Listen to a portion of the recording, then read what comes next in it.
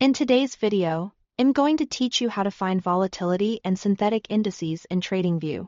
By the end, you'll know two reliable ways to pull up charts for instruments like Volatility 75 and Boom and Crash. Using the standard Tradingview interface or a dedicated charting site that mirrors the Tradingview experience. First, let's use Tradingview directly.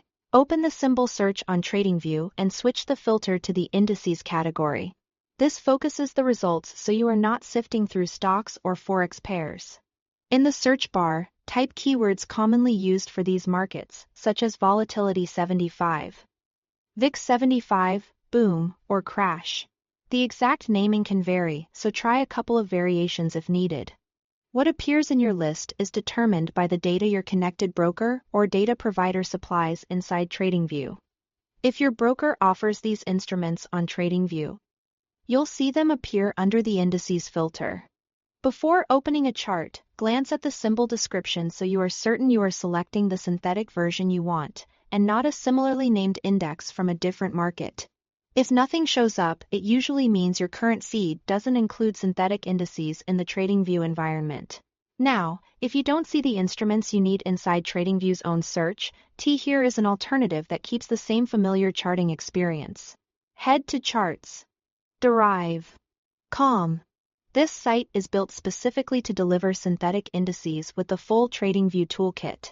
The layout will feel instantly familiar. Same drawing tools, indicators, timeframes, and templates. Here you can search for volatility indices, as well as Boom and Crash, and load them as you would on Tradingview. You are effectively using the Tradingview interface, but the data is tailored for synthetic markets, so availability is much broader.